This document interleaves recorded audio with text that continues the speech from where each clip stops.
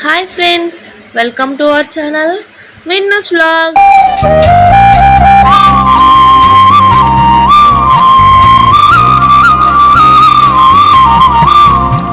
ఈరోజు మన వ్లాగ్ ఏంటంటే ఎంతో కొత్త డిష్ చేస్తున్నా. దీనికోసం కావాల్సినవి ఒక 6 ఎగ్స్, పచ్చిమిర్చి, టమాటోస్, ఆనియన్స్ అయితే తీసుకున్నానండి.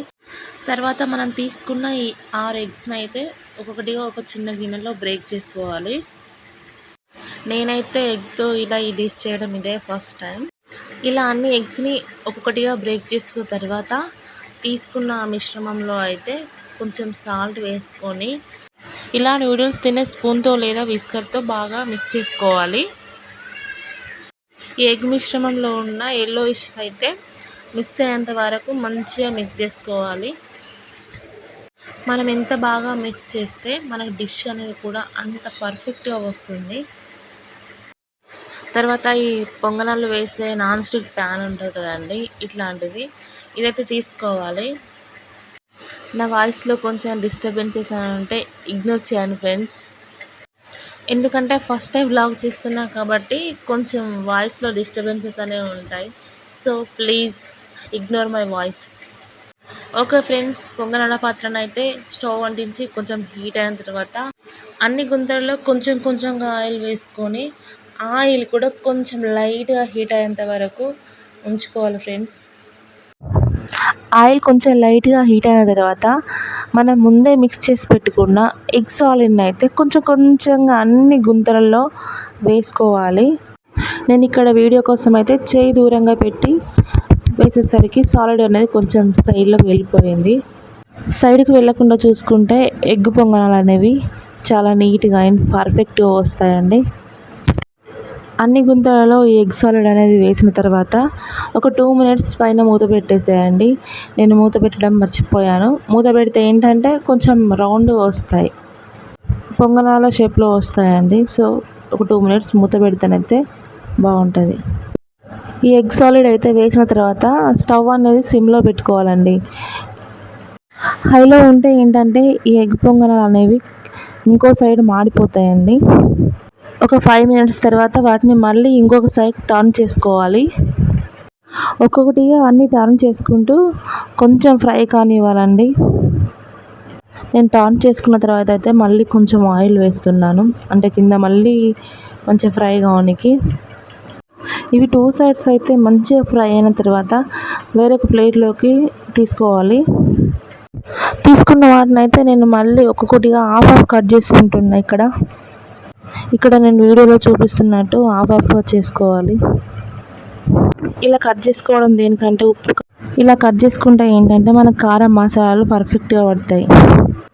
తర్వాత ఇలా ఒక కడాయి పెట్టుకొని దాంట్లో తగినంత ఆయిల్ తీసుకోవాలి. ఆయిల్ కొంచెం హీట్ అయిన తర్వాత మనం ముందుగానే కట్ చేసి పెట్టుకున్న ఆనియన్స్ అండ్ పచ్చిమిర్చి వేసుకొని కొంచెం ఫ్రై కానివ్వాలి. కొంచెం నా వాయిస్లో డిస్టర్బెన్సెస్ అనేవి వస్తున్నాయి, సో ఇగ్నోర్ చేయండి ప్లీజ్.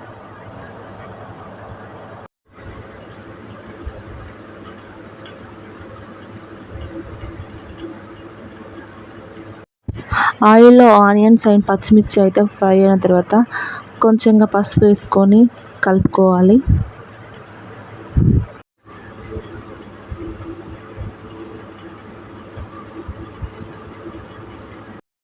తర్వాత కొంచెం అల్లం వెల్లుల్లి పేస్ట్ వేసుకొని ఫ్రై కానివ్వాలి.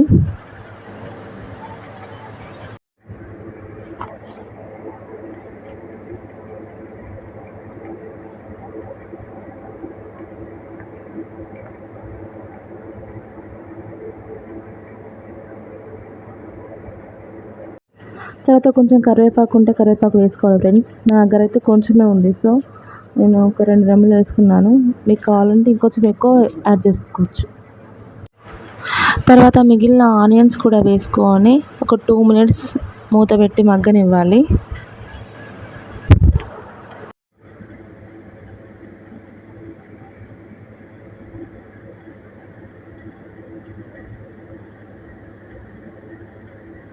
ఇలా ఆనియన్స్ కొంచెం మగ్గిన తర్వాత మనం ముందే కట్ చేసి పెట్టుకున్న టమాటా ముక్కలు కూడా వేసుకోవాలి.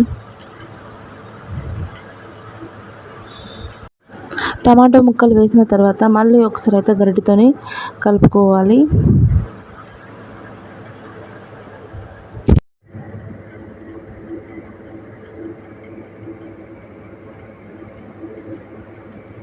ఈ టమాటా ముక్కలు కూడా కొంచెం ఆయిల్లో ఫ్రై అయిన తర్వాత తగినంత ఉప్పు వేసుకొని కాసేపు మూత పెట్టుకొని ఒక 5 మినిట్స్ ఉంచాలి.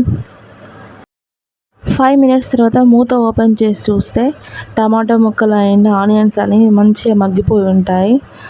తర్వాత తగినంత కారం వేసుకోవాలి. మేమైతే కారం ఎక్కువ తింటాం కాబట్టి ఎక్కువనే వేసుకున్నా. తర్వాత మనం ముందే కట్ చేసి పెట్టుకున్న ఎగ్ పొంగనాలను అయితే అందులో వేసుకొని కలుపుకోవాలి.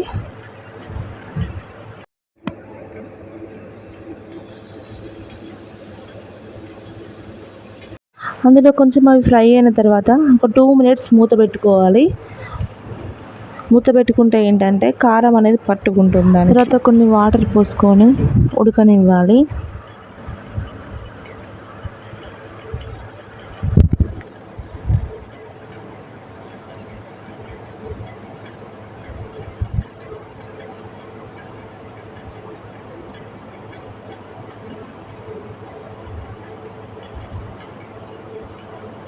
మూత తీసి చూస్తే కర్రీ సగం ఉడికిపోయి ఉంటుంది.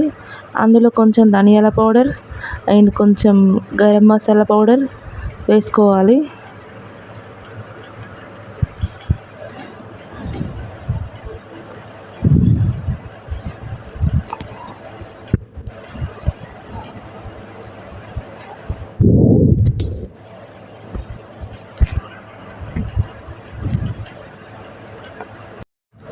తర్వాత మనం కట్ చేసి పెట్టుకున్న కొత్తిమీర అయితే వేసుకొని ఒకసారి కలుపుకోవాలి.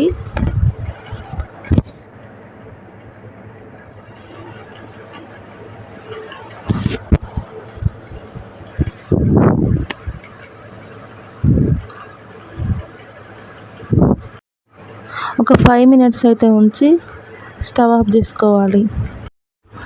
అంతే, మనకి ఎంతో టేస్టీ అయిన ఎగ్ పొంగనాల curry ready. Please like, share and subscribe Vinny's Vlogs.